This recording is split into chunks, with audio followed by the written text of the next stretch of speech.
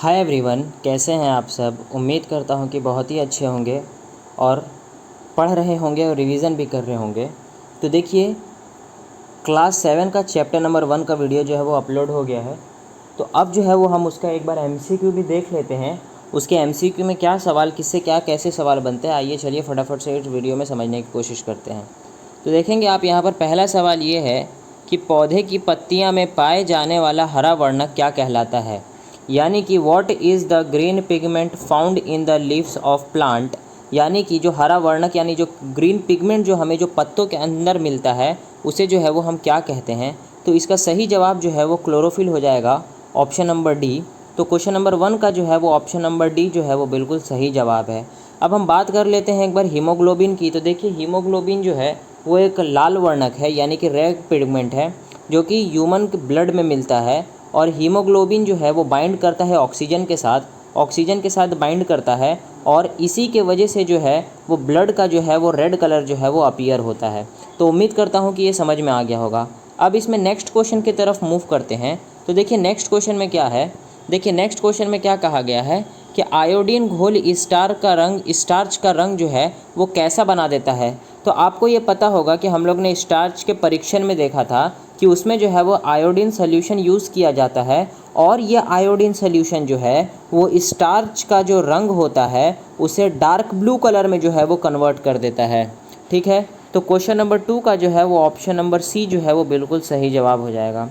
Next question की तरफ move करते हैं, क्वेश्चन नंबर 3 की तरफ। तो देखिए क्या कह रहा है इसमें कि पोषक पदार्थ सजीवों के लिए किस प्रकार सहायक हैं। यानी कि how are nutrient helpful to the living beings. तो इसका सही जवाब जो है ऑप्शन नंबर डी हो जाएगा, क्योंकि शरीर संरचना निर्माण में, वृद्धि में और अंडर रिपेयर यानी कि मरम्मतों में जो है वो सभी में उपयुक्त होता है। तो क्वेश्चन नंबर 3 का जो है वो ऑप्शन नंबर डी जो है वो बिल्कुल सही जवाब हो जाएगा। अब नेक्स्ट क्वेश्चन की तरफ मूव करते हैं, क्वेश्चन नंबर 4 की तरफ। तो देखिए इसमें क्या कह रहा है कि पौधा अपना भोजन किसके द्वारा बनाते हैं। तो देखिए इसमें बहुत इजी सवाल है। ये पौधा जो है वो अपना भोजन जो है वो लीफ के द्वारा बनाते हैं। लीव्स में जो है वो इसका प्रकाश संश्लेषण होता है और प्रकाश संश्लेषण से ही जो है वो पौधे जो है वो अपना खाना बनाते हैं। ठीक है, तो क्वेश्चन नंबर 4 का जो है वो ऑप्शन नंबर ए जो है वो बिल्कुल सही जवाब हो जाएगा। नेक्स्ट क्वेश्चन की तरफ मूव करते हैं, क्वेश्चन नंबर 5 में देखिए क्या कह रहा है कि निम्न में से परजीव पादप कौन से हैं। यानी कि which of the following is the parasitic plant. तो देखिए पैरासिटिक प्लांट की अगर बात करते हैं तो पैरासिटिक प्लांट जो है वो किसी दूसरे के बॉडी के ऊपर रहकर जो है उससे न्यूट्रिशन प्राप्त करता है। और इसका बेस्ट एग्जांपल जो है वो प्लांट में अमरबेल की बात करते हैं, यानी कि अमरबेल। तो 5th का जो है वो ऑप्शन नंबर बी जो है वो बिल्कुल करेक्ट जवाब है। नेक्स्ट क्वेश्चन नंबर 6 की बात करते हैं। तो देखिए सबसे पहले सवाल को पढ़ लेते हैं कि राइजोबियम निम्न में से किन किन पादपों की जड़ों में रहता है। तो हमने देखा था कि राइजोबियम जो है वो सिम्बायोटिक एसोसिएशन शो करता है। ठीक है, वो जो है वो पौधे की जो है वो रूट में रहने का काम करता है। तो ये ग्राम्स यानी कि चने के भी रूट में रहता है, मटर के भी रूट में रहता है और मूंग के भी रूट में रहता है। तो क्वेश्चन नंबर 6 का जो है वो ऑप्शन नंबर डी जो है वो बिल्कुल सही जवाब हो जाएगा। ठीक है, अब नेक्स्ट क्वेश्चन की तरफ मूव करते हैं, क्वेश्चन नंबर 7 की तरफ। तो देखिए क्वेश्चन नंबर 7 में क्या बोल रहा है कि पोषक पदार्थ हमारे लिए क्यों आवश्यक है। Why are nutrients necessary for us. जो हमारे बॉडी में जो न्यूट्रिशन यानी कि पोषक जो पदार्थ है वो इम्पॉर्टेंट क्यों हो जाता है, वो इसलिए इसका ऑप्शन पढ़ते हैं to develop a physical structure यानी कि शारीरिक संरचना के लिए। ऑप्शन नंबर 2 देखिए to provide growth and energy यानी कि ऊर्जा प्रदान करने के लिए।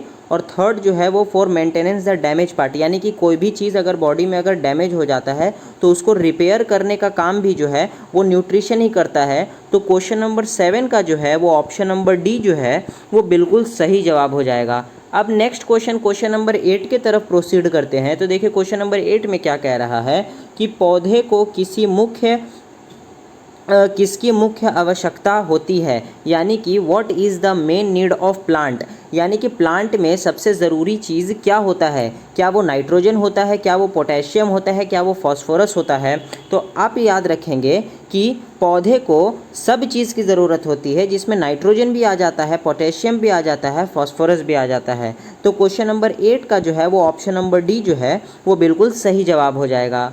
नेक्स्ट क्वेश्चन नंबर 9 की तरफ प्रोसीड करते हैं। तो क्वेश्चन नंबर 9 में देखिए क्या कह रहा है कि भोजन की आदतों के आधार पर पोषण विधि कितने प्रकार की होती है, यानी कि how many types of nutrition method are based on the food habits. तो हम लोग ने देखा था कि न्यूट्रिशन के जो है वो 2 प्रकार होते हैं, ठीक है। एक ऑटोट्रॉफिक न्यूट्रिशन होता है और एक हेट्रोट्रॉफिक न्यूट्रिशन होता है फूड हैबिट्स के ऊपर जो है, तो ये दोनों हो जाएंगे। तो उस हिसाब से क्वेश्चन नंबर 9 का जो है वो ऑप्शन नंबर बी जो है वो बिल्कुल सही जवाब हो जाएगा। अब नेक्स्ट क्वेश्चन नंबर 10 की तरफ मूव करते हैं। तो देखिए इसमें क्या कह रहा है कि व्हाट इज़ न्यूट्रिशन, यानी कि पोषण किसे कहते हैं, ठीक है। तो पोषण कहते किसे हैं? तो intake of food and method of utilisation, यानी कि भोजन ग्रहण करना तथा उसके उपयोग होने की विधि को ही जो है वो हम न्यूट्रिशन कहते हैं। तो क्वेश्चन नंबर 10 का जो है वो ऑप्शन नंबर बी जो है वो बिल्कुल सही जवाब हो जाएगा। नेक्स्ट क्वेश्चन की तरफ, क्वेश्चन नंबर 11 की तरफ मूव करते हैं। तो देखिए इसमें क्या कह रहा है, how do green plant produce oxygen, यानी कि हरे पौधे ऑक्सीजन को कैसे उत्पन्न करते हैं। तो कैसे उत्पन्न करते हैं? तो याद रखेंगे प्लांट के अंदर एक ही प्रोसेस होता है, उसे हम प्रकाश संश्लेषण कहते हैं, यानी कि फोटोसिंथेसिस। उसी से जो है वो अपने अंदर जो है वो ऑक्सीजन प्रोड्यूस करता है। तो क्वेश्चन नंबर 11 का ऑप्शन नंबर बी जो है वो बिल्कुल सही जवाब हो जाएगा, यानी कि प्रकाश संश्लेषण से। नेक्स्ट क्वेश्चन नंबर 12 की तरफ मूव करते हैं। तो देखिए इसमें क्या कह रहा है, क्वेश्चन नंबर 12 में जो पौधे अपना भोजन स्वयं तैयार करते हैं उन्हें हम क्या कहते हैं, यानी कि what are those plant called which prepare their own food. तो उसे हम स्वपोषित कहते हैं, यानी कि ऑटोट्रॉफिक, ठीक है। सैप्रोफिटिक जो है वो डेड एंड डिकेइंग मैटर के ऊपर जो है वो जैसे कि जो चीज़ जो है जो गल रहा होता है, जो मर जाता है, उसके ऊपर कोई अगर जंतु जो है वो अगर सर्वाइव कर रहा है तो मृत्यपोषी यानी कि सैप्रोफिटिक की कैटेगरी में उसको लाकर रख देंगे। और जो पैरासाइट होते हैं वो जो है वो किसी दूसरे एनिमल के ऊपर जो है रहकर अपना न्यूट्रिशन का प्रोसेस पूरा करते हैं, उसे जो है वो हम पैरासाइट कहते हैं। तो है वो ऑप्शन नंबर जो है वो ए बिल्कुल सही जवाब है, ठीक है। नेक्स्ट क्वेश्चन नंबर 13 की तरफ मूव करते हैं। तो देखिए इसमें क्या कह रहा है कि मृदा में उपस्थित जल एवं खनिज पादप के किस भाग द्वारा अवशोषित किया जाता है, यानी कि by which part of a plant are the water and minerals present in the soil absorb,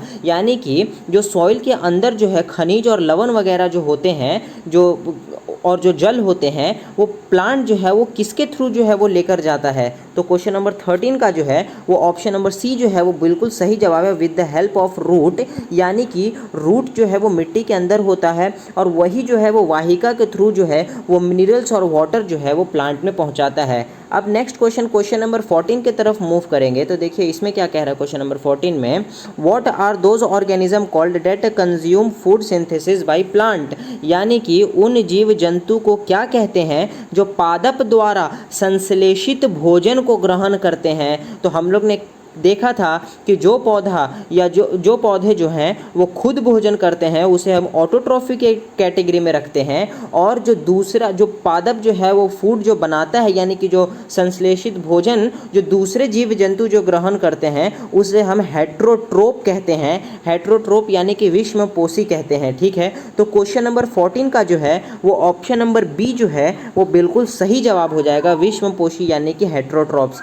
next question number 15 की तरफ मूव करते हैं। तो देखिए इसमें क्या कह रहा है, भोजन की आदतों के आधार पर पोषण विधि कौन कौन सी है, यानी कि what are the nutrition method based on food habitat. Food habitat के ऊपर न्यूट्रिशन का मेथड जो है वो कौन सा है। तो याद रखेंगे स्वपोषण यानी कि ऑटोट्रॉफिकेशन और विषम पोषण यानी कि हेट्रोट्रॉफिकेशन, यही दो है। ऑटोट्रॉप्स और हेट्रोट्रॉप यही दो तरीके का जो है वो विधि होता है। तो क्वेश्चन नंबर 15 का जो है वो ऑप्शन नंबर जो है वो सी बिल्कुल सही जवाब है यहाँ पर। नेक्स्ट क्वेश्चन नंबर 16 की तरफ मूव करते हैं। तो देखिए इसमें क्या कह रहा है कि पत्ती पर उपस्थित उन छोटे छोटे छिद्र को क्या कहते हैं जिनके द्वारा वायु में उपस्थित कार्बन डाइऑक्साइड पत्ती के अंदर जो है वो जाता है, अंदर की तरफ प्रोसीड करवाता है, तो याद रखेंगे उसे हम स्टोमेटा कहते हैं, यानी कि रंध्र कहते हैं। क्वेश्चन नंबर 16 का ऑप्शन नंबर बी जो है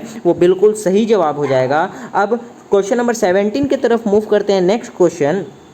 तो देखिए इसमें क्या कह रहा है कि शैवाल किस कारण से हरा होता है, यानी कि वाई आर एल्गी ग्रीन। देखिए एल्गी ग्रीन होता है, लेकिन एल्गी की ऐसी बहुत सारी प्रजाति है जो ब्राउन कलर की भी होगी, जो ब्लू कलर की भी होगी, तो इसको हम हायर क्लास में पढ़ेंगे। फिलहाल इस क्वेश्चन के आधार पर हमें आंसर देना है कि हरा ग्रीन क्यों, एल्गी जो है वो हरा क्यों होता है। तो इसका सही जवाब जो है वो ऑप्शन नंबर ए हो जाएगा, क्योंकि एल्गी के अंदर जो है वो प्रेजेंस ऑफ क्या होता है, क्लोरोफिल होता है। कौन सा होता है, क्लोरोफिल के कारण जो है वो शैवाल का जो कलर जो है वो हरा होता है। तो क्वेश्चन नंबर 17 का ऑप्शन नंबर ए जो है वो बिल्कुल सही जवाब है। अब नेक्स्ट क्वेश्चन, क्वेश्चन नंबर 18 और लास्ट क्वेश्चन की तरफ मूव करते हैं। तो मरुस्थल पादपों में प्रकाश संश्लेषण कौन करता है, यानी कि जो पौधे डेजर्ट यानी कि रेगिस्तानी क्षेत्र में रहते हैं उसमें प्रकाश संश्लेषण करने की प्रक्रिया जो है वो कौन संपन्न करता है।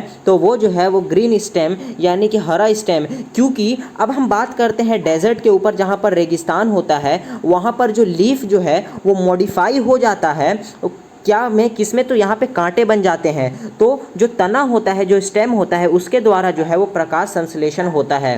तो क्वेश्चन नंबर 18 का जो है वो ऑप्शन नंबर ए जो है वो बिल्कुल सही जवाब होगा।